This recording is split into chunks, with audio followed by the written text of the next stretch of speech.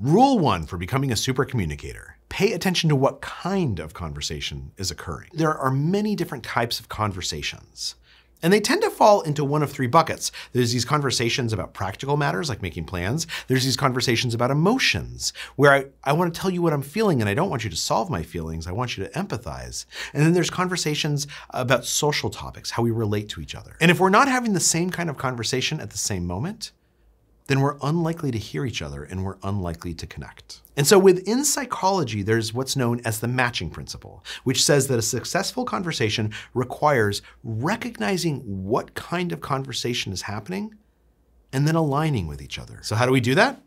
That brings us to rule 2, ask deep questions. One of the key things in any conversation is trying to figure out, what does everyone want from this discussion? And one of the easiest ways to do that is to ask what's known as a deep question. Deep questions are things that ask us about our values or our beliefs or experiences, and they allow us to reveal who we really are, what we want to talk about, what frame of mind we're in.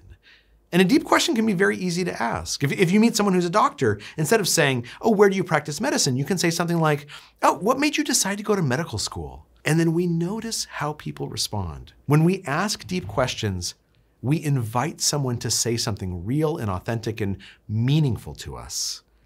And that not only helps us connect with them, it helps tell us what kind of conversation they're seeking to have right now. Rule 3, ask about others' feelings and share your own.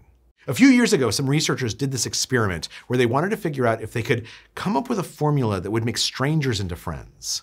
And so they invited hundreds of people in, and they put them in rooms 2 by 2, and they gave them a list of 36 questions to ask and answer each other.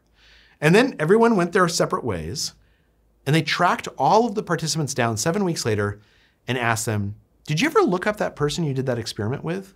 And they found that almost 60% of the people had sought out their conversational partner. One guy said, I only knew his name was John S. And so I started going through the phone book and calling everyone with the name John S. until I finally found him. One of the couples ended up getting married. When we ask about other people's feelings and we share our own, we engage in what's known as authenticity reciprocity. We encourage emotional contagion. We share what we are feeling with others, and they console us or they share back with us.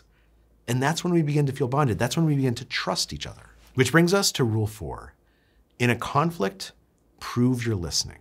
Another group of researchers brought together a bunch of gun rights advocates and a bunch of gun control activists, people who normally shout at each other all day long. And they said, we want to teach you how to have a civil conversation. So the researchers taught everyone this technique known as looping for understanding. It has 3 steps. Step number 1, ask a question, preferably a deep question. Step number 2, once the person answers the question, repeat back what they said to you in your own words. Show that you've been listening and process it.